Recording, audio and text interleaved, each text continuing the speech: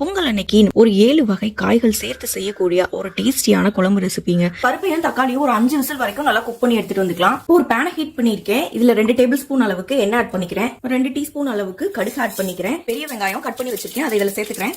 இப்ப நம்ம பருப்பு கூட வேக வச்சிருந்த 2 தக்காளியையும் இந்த வெங்காயத்தோட ஆட் பண்ணிக்கிறோம். தக்காளியை நல்லா மேஷ் பண்ணி எடுத்துக்குவோம். இதுல கொஞ்சமா மஞ்சள் தூள் ஆட் பண்ணிக்கிறேன். 2 டேபிள் ஸ்பூன் அளவுக்கு குழம்பு மிளகாய் தூள் ஆட் பண்ணிக்கிறேன். இதை நல்லா வதக்கிக்கலாம். இப்ப நம்ம கட் பண்ணி வச்சிருக்க எல்லா வெஜிடபிள்ஸையும் இதுல ஆட் பண்ணிக்கலாம். இன்னைக்கு நான் 7 காய்கறிகள் ஆட் பண்ணிருக்கேன். நீங்களும் ஒத்தப்படையில உங்களுக்கு பிடிச்ச காய்கறிகளை ஆட் பண்ணிக்கலாம். தேவையான அளவு தண்ணி ஆட் பண்ணிக்குவோம். தேவையான அளவு உப்பு ஆட் பண்ணிக்கிறேன். இப்ப இந்த காய்கறிகள் எல்லாம் நல்லா வேக வச்சு எடுத்துக்குவோம். புளி தண்ணியை வந்து இதுல ஆட் பண்ணிக்கிறேன். அதே போல நம்ம வேக வச்சிருந்த பருப்பையும் இதுல ஆட் பண்ணிக்கலாம். நல்லா கலந்து விட்டுக்குவோம். இப்போ ஒரு 5 மினிட்ஸ் நல்லா குக் பண்ணி எடுத்துக்கலாம். 4 டேபிள் ஸ்பூன் அளவுக்கு தேங்காய் துருவல் எடுத்திருக்கேன். இதுல வந்து 4 சின்ன வெங்காயம் ஆட் பண்ணிக்கிறேன். 1 டீஸ்பூன் அளவுக்கு சீரகம் ஆட் பண்ணிக்கிறேன். ஃபைன் பேஸ்டா அரைச்சு எடுத்துட்டு வந்துக்கலாம். இப்ப அரைச்சு வச்சிருந்த தேங்காய் பேஸ்டையும் இதுல ஆட் பண்ணிக்கிறேன். நல்லா மிக்ஸ் பண்ணி விட்டுக்கலாம். இதையும் ஒரு 5 மினிட்ஸ் நல்லா குக் பண்ணி எடுத்துக்குவோம். இப்போ ஃபைனலா கொஞ்சம் கொத்தமல்லி ஆட் பண்ணிக்கிறேன். அவ்வளவுதாங்க, நமக்கு 7 காய்கறி போட்டா அருமையான குழம்பு சூப்பரா ரெடி ஆயிடுச்சு.